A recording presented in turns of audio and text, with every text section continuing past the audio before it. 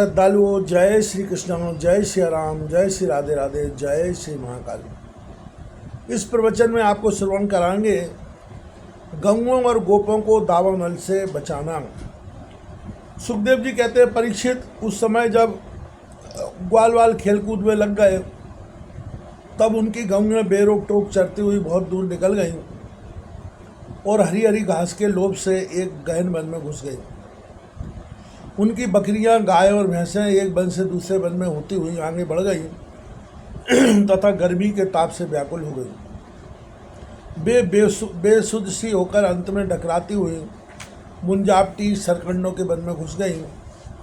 जब श्री कृष्ण, बलराम आदि ग्वाल वालों ने देखा कि हमारे पशुओं का तो कहीं ठिकाना ही नहीं है, तब उन्हें अपने खेल कूद पर बड़ा पछतावा हुआ और वे बहुत कुछ खोजबीन करने पर भी अपनी गौओं का पता न लगा सके।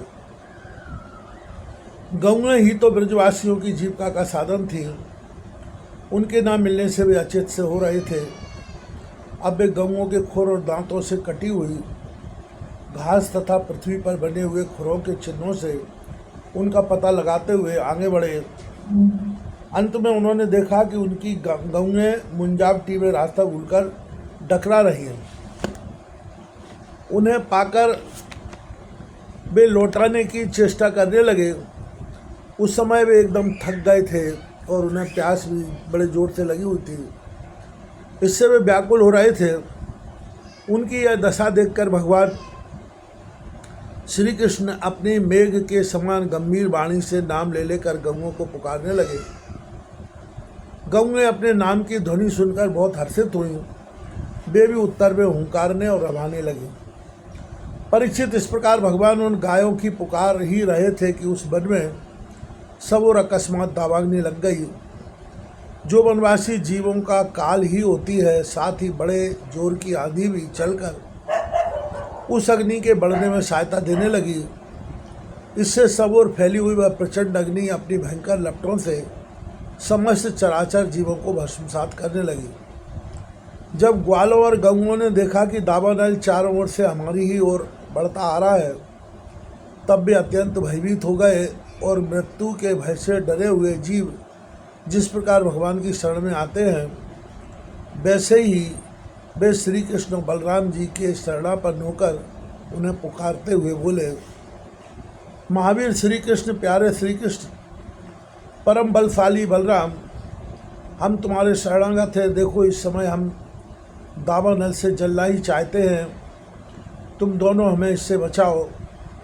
श्री कृष्ण, जिनके तुम ही भाई बंधु और सब कुछ हो, उन्हें तो किसी प्रकार का कष्ट नहीं होना चाहिए। सब कर्मों के ज्ञाता श्याम सुंदर, तुम ही हमारे एकमात्र रक्षक एवं स्वामी हो। हमें केवल तुम्हारा ही भरोसा है। सुखदेव जी कहते हैं, अपने सखा ग्वाल वालों के ये दीनता से भरे वचन सुनकर भगवान श्री कृष्ण ने कहा, डरो मत, तुम अपनी आंखें बंद कर लो। भगवान की आज्ञा सुनकर उन ग्वाल वालों ने कहा, बहुत अच्छा, और अपनी आंखें मूंद ली। तब योगेश्वर भगवान श्री कृष्ण ने उस भयंकर आग को अपने मुँह से पी लिया और इस प्रकार उन्हें उस घोर संकट से छुड़ा दिया। इसके बाद जब ग्वाल वालों ने अपनी आंखें खोलकर देखा, तब अपने को भांडीर भट्ट के पास पाया। इस प्रकार अपने आप को बहुत गौओं को दावानल से बचा देख हुए ग्वाल वाल बहुत ही विस्मित हुए। श्री कृष्ण की इस योग सिद्धि तथा योग माया के प्रभाव को एवं दावानल से अपनी रक्षा को देखकर उन्होंने यही समझा कि श्री कृष्ण कोई देवता है। परीक्षित, सायंकाल होने पर बलराम जी के साथ भगवान श्री कृष्ण ने गौएं लौटाई और बंसी बजाते हुए उनके पीछे पीछे ब्रज की यात्रा की। उस समय ग्वाल वाल उनकी स्तुति करते आ रहे थे। इधर ब्रज में गोपियों को श्री कृष्ण के बिना एक एक क्षण 100 युग के समान हो रहा था। जब भगवान श्री कृष्ण लौटे तब उनका दर्शन करके वे परमानंद में मग्न हो गए। श्री शनिदेव भगवान की जय हो।